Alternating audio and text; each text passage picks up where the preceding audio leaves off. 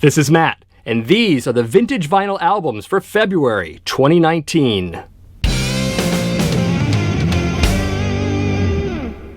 To say that AC/DC's album order is a little confusing is a bit of an understatement. In Australia, their first album is 1975's High Voltage, but it's not the high voltage the rest of us got, as the track listings and cover art are different. AC/DC's second Australian release was TNT, which didn't get a release elsewhere, unless you count the international version of High Voltage from 1976, which had tracks from the original High Voltage as well as from TNT, but considered the High Voltage album to most. So when their next album came out, it's AC/DC's third album to some, their second album to many. But since Dirty Deeds didn't even make it to America until 1981, that could make it album number 8? Now, did everyone get all that? I hope so, because saying it again will make my head hurt. And even though there is an Australian version of this record with slightly differing track listings, I'm sticking to the US release purely for the sake of sanity. Dirty Deeds Done Dirt Cheap is not always a fan favorite, but it definitely has its devoted audience. And it's really fair to say that 70s era AC/DC is really held in high regard, not the least of which because of their then vocalist Bon Scott. And yes, this is the moment when the arguments between who is the better singer, Bon or Brian, begins. Feel free to fight it out in the comments. It'll be fun. As for my own discovery of Dirty Deeds, this is actually my very first AC/DC album, as well as my very first metal record, except that I had it on tape, which was easier to swipe. Yes, I actually shoplifted this cassette from a record store, somewhere in Colorado during the fall of 1981. But since the statute of limitations ran out on that little caper around the time of Flick of the Switch, I'm pretty sure it's okay to mention here. Folks tend to prefer the title track, Problem Child, and Big Balls, but my favorite is Squealer. This was a pretty big record for this band. It was the third best-selling AC/DC album, right behind Highway to Hell and Back in Black. Second highest for the Bon Scott era of the band. Dirty Deeds also currently boasts 6x platinum status, only 1 million behind Highway to Hell. Not too shabby. AC/DC's been around since 1973, which is a real feat in and of itself. And although their post-Back in Black catalog isn't always too terribly consistent, there's still this really influential band that matters to the story of metal. And of course, we miss you, Malcolm. When you pick up an album from a band who's intentionally named after a Judas Priest song, there's a bit of an expectation there. And while they might not be Canada's answer to the metal gods themselves, Exciter's third album is an undeniable powerhouse of a record. Exciter is a speed metal trio whose drummer is the singer. Once that novelty wears off, you're really left with the best lineup of this band, playing some of the strongest material of their career. Also interesting was their choice of producer in Guy Bidmead, who's done work for Motorhead, Whitesnake, Destruction, Corner, and a number of other acts since the mid-1970s. Some folks pick on the cover of this album a bit, finding it somewhat cheesy. Let's see. It's a heavy metal album from the mid-1980s, and clearly there were absolutely, positively no album covers from Exciter's contemporaries that had the least bit of over-the-top, cartoonish, and utterly overblown fantasy artwork gracing its record jackets. No, that was utterly uncommon for the time. Can you smell the sarcasm here? Seriously, it's part and parcel of the genre we love. Some of us might have even played Dungeons & Dragons. Deal with it. Favorites include the title track and especially Sudden Impact.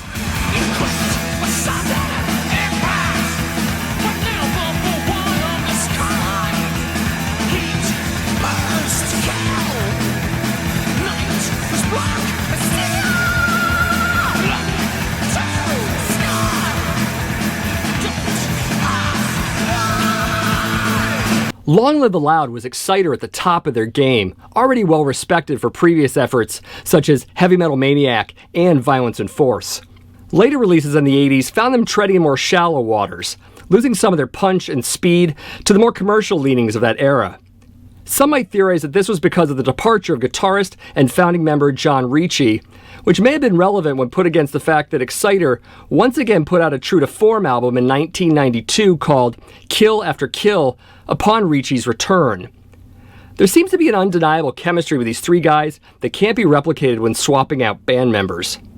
It should also be mentioned that right before John Ricci's initial exit and the sound change starting with Unveiling the Wicked, the original lineup did manage one more release in 1985, a brilliant EP known as Feel the Knife, which contains a stellar live version of their classic track, Pounding Metal.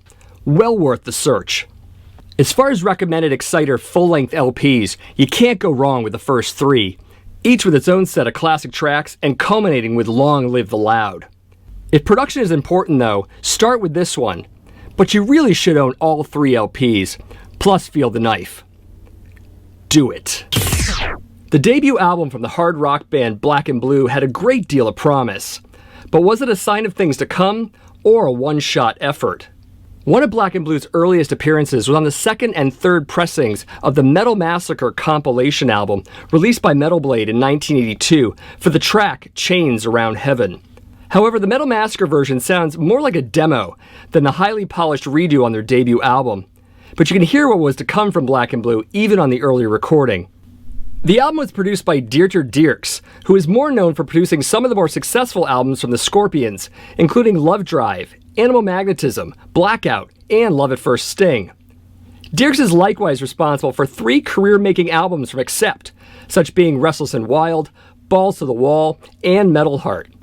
In fact, Black and Blue was one of the very few American acts Dierks recorded, 2 others being the Plasmatics and Twisted Sister. Although it was Chains Around Heaven and Hold On to 18 that got them the attention, particularly the music video for the latter, the standout track for me is Auto Blast.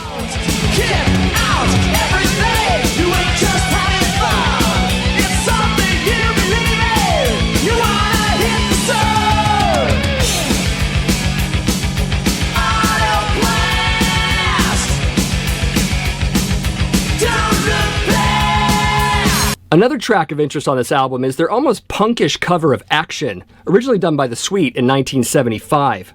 Might not entirely fit on the album, but it shows some range for this band, and I definitely dig it. Also, check out the sleeper track, Show Me the Night. Not bad. I do feel compelled to mention this one lyrical curiosity on the album. It's in the track The Strong Will Rock, and the line goes, "I'm gonna pound my heat into your meat." Should it be the other way around? I mean, unless you're batting for the other team. Nothing wrong with that, but I don't think that's what they mean. I don't know. Think it over, I guess. Anyways, moving on to notable members. There is one in this band, namely guitarist Tommy Thayer, who has been the lead guitarist for Kiss since 2002, donning the makeup established by their original lead guitarist Ace Frehley, something for which he has received a great deal of controversy, to put it mildly. Later releases went further into the pop metal sound that was gaining more attention at the time, sometimes at the loss of their original punch and heaviness. Like many bands, the first album is the best album. The follow-up release of Kreator's debut album, Endless Pain, was originally a 3-song EP, but oh, what songs they were. Released in 1986, the Flag of Hate EP further delivers on this German thrash metal band's sonic foundation, but with a slight increase in production quality. This isn't Randy Burns' era Kreator production, mind you, that came later, but rather Rolf Hubert, who would stick around in part for at least one more record. A pretty great record, many might say. It's also clear that Kreator's been practicing a bit from the last album. They sound tighter and cleaner, and its improved musicianship definitely follows them into subsequent albums. The US version of Flag of Hate had an additional 3 tracks, Endless Pain, Tormentor, and Total Death, all of which from their first album. But the version we're discussing, and the one I have, is the original European release. And yes, it's the tougher one to get. Since there are only 3 songs on this EP, picking a favorite was kinda tough. But put a gun to my head and I choose Take Their Lives.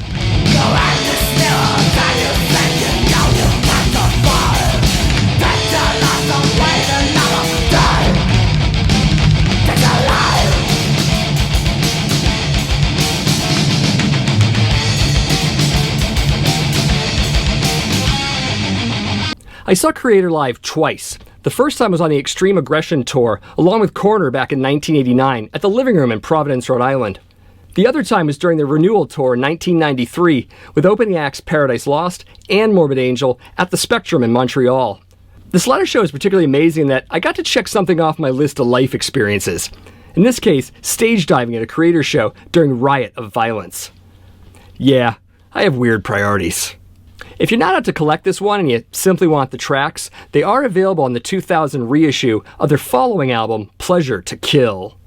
Creator definitely start to show their authority on this recording, alongside other classic German thrash acts such as Destruction and Sodom. Some of you are no doubt familiar with the endless arguments over which of Deutschland's thrash kings reigns supreme. But there's a reason for Creator being in that discussion, and a solid hint as to why is contained on this very EP. Check it out. Not to be confused with the German metal band of the same name and of the same time, LA's Steeler arrived on the scene with only a single album under their belts. But it's a worthwhile album, not because of just who's in the band, but also because it's a collection of catchy and underrated tracks. Steeler's self-titled album was released on Shrapnel Records, home to such familiar acts as The Rods, Chastain, Racer X, and yes, Exciter 2. They're a good fit on this label and probably could have played out with any of these bands live. An earlier incarnation of Steeler self-released a single for Cold Day in Hell, but this is their only single, and it's not the album version.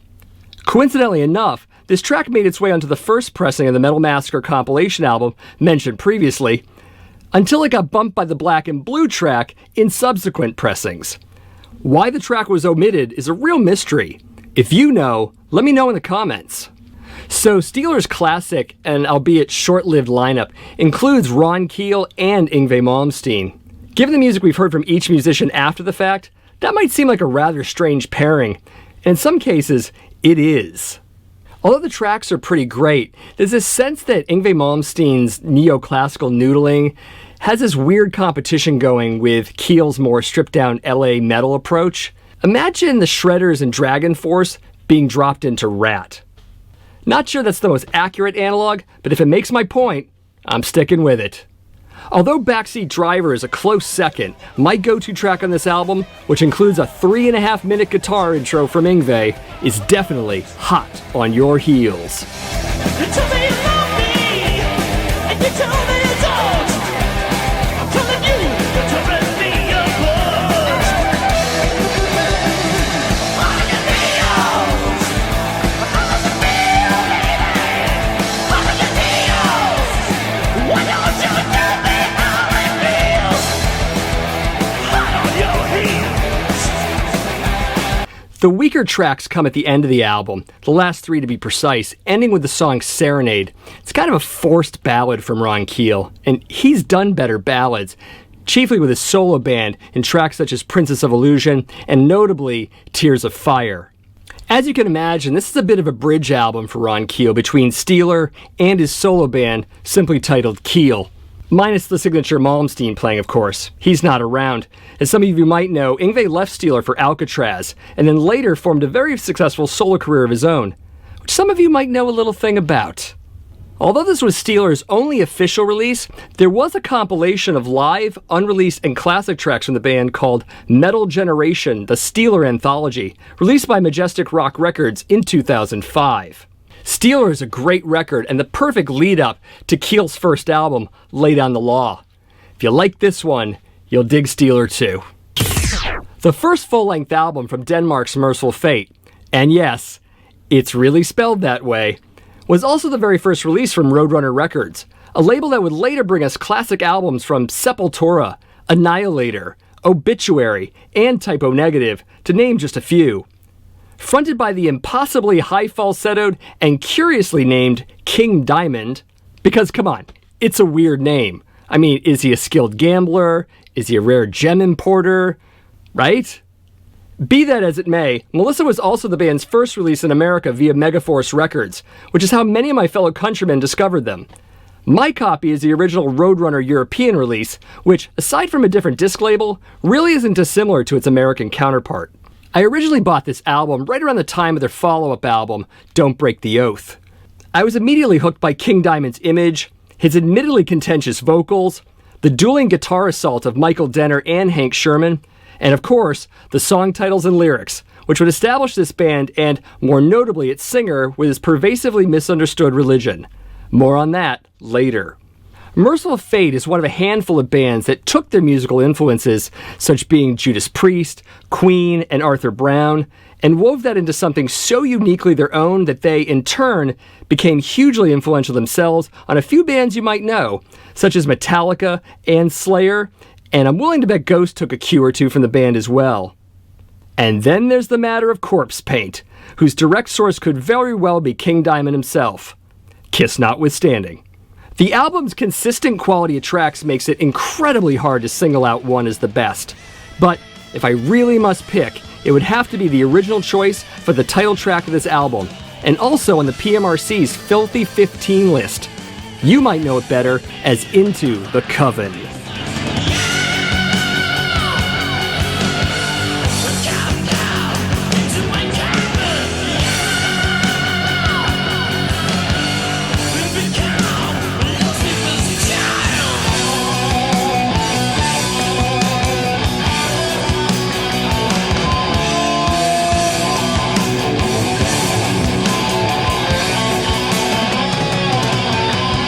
And just in case this is news to about 3 of you out there, King Diamond's references to Satanism are all over this album. Though it also helps to have a context for the philosophy and know what it actually represents. Even if King considers it just that, a philosophy, he does consider the religious aspects of Satanism enough to literally list off the ritual steps directly culled from the Satanic Bible in the track Come to the Sabbath, found on Don't Break the Oath. Of course, I'm not going to get into what is Satanism and what isn't Satanism in this show. If you want that, go to churchofsatan.com and educate yourself that way. Don't find that education from a heavy metal record that mixes in horror movies and occult fiction for dramatic effect. Here endeth the lesson. Although this is a big step up in production from their 1982 debut EP, this album could have used a little bit of production magic, black or otherwise, as these stellar tracks would have really benefited from greater depth in the overall sound. Melissa is a masterpiece purely on its own songwriting and execution, perhaps only topped by the follow-up album. Yes, another fan debate exists between those two titles, and I'm only happy to help provoke that. I saw Merciful Fate only once. No, not during their 80s heyday, but rather the reunion tour in September of 1993, and once again at the Spectrum in Montreal. Along with a slew of opening acts, including Flotsam and Jetsam, Anacrusis, Cathedral, and others. While at the show, I nearly shook King Diamond's hand as he was cutting through the security pit, but was slap-shoved by a bouncer as King reached out to me. Such is life. Can't say enough about how important Merciful Fate was to my teenage metal discovery. And although I love Melissa, Don't Break the Oath is probably my favorite of the two albums, but you really need to own both of them. They're both amazing albums. Go get them now. Or wait until the episode's over. Yeah, do that. Make sure to listen to the Vintage Vinyl Vivisection podcast, as a guest and I focus on a different album every episode. Band facts, production, personal stories, you name it. V3 is one of the 3 public podcasts I produce, all of which can be found at accusationnetwork.com.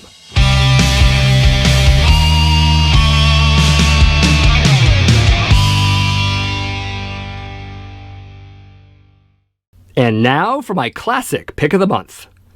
The debut EP from Queensryche has a prehistory few fans know about. The EP is actually a demo recording, which vocalist Jeff Tate was brought in for exclusively as a session vocalist and not an official member at this point.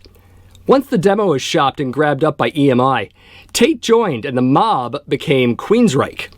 The EP was released by EMI in 1983, but that isn't this version of the record. The one I have is the original 206 Records version, an indie label owned by the band's managers. Sonically, the two versions are similar, but this original release is definitely tough to find for a decent price.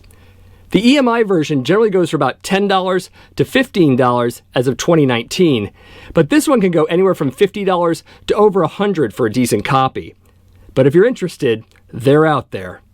There is a dark corner where secrets hide. Whether forgotten or seldom noticed, these offbeat details of the past remain, to be found by the curious and the receptive. Strange moments in cultural history is the class you never took in high school. Grab a seat up front and turn off your brain as we fill your head with tales of oddballs, villains, outcasts, flops, and other lesser-known events in this thing we call human existence. Find this and other podcasts at accusationnetwork.com. In more recent releases, Spaceman is the 8th studio album from Ace Frehley and was released in 2018 by Entertainment One Music, a label that has the most Billboard hits of any independently owned music label in history. Ace co-wrote a couple tracks on this one, along with former bandmate Gene Simmons, who also plays bass on the opening track. The roster of other musicians consists of a lot of Ace's pals, including longtime drummer Anton Fig, for whom this is his 6th record with Frehley. This album is also preceded by a 12-inch single for the track Bronx Boy, released 6 months earlier and in a limited run. The last 10 years have been a lot better to Ace than the 2 decades before. After a nearly 20-year retreat from solo work, and for a short period of time in the middle of that, a bittersweet reunion of sorts with his former band Kiss, Frehley has truly bounced back. Not just with such releases as Anomaly and Space Invader, not to mention his collection of cover tunes known as Origins Volume 1, but with this latest offering. Some of it might be his 12 years of sobriety, or simply a desire to get back in the game. Either way, Spaceman is Ace in prime form. And perhaps taking a marketing tip from Simmons, there are quite a number of vinyl and cover variants for this one. For vinyl colors, there are gold, neon blue, silver, violet, magenta, and orange, which is the one I have. And while I dig all of the 4 cover variations that have come out, my favorite, which I also have, is this one, which exclusively pairs with the orange record. It looks so good you could almost eat it. But don't. This is possibly Ace's greatest record since his 1978 solo album. Definitely recommend picking this one up. Before I wrap things up, I wanted to cover a message or two I got about the naming convention of this show, because I think there was a little bit of confusion. The month in the name of the show is actually the previous month's purchases. So this one you're getting in late February, early March, and it's called February. That means all the albums I bought in February. So in case you're confused, that's the standard of the show. So there you go. Also, if you enjoyed this program on YouTube, please remember to like, subscribe, and share. Also, it's important to hit the notification bell if you want updates on each and every video. And if you want to join the conversation, leave your comments in the post. Also, consider becoming a patron of The Accusation Network. Visit patreon.com/The Accusation Network for details on tier rewards and how you can contribute. And until next time, see you next month.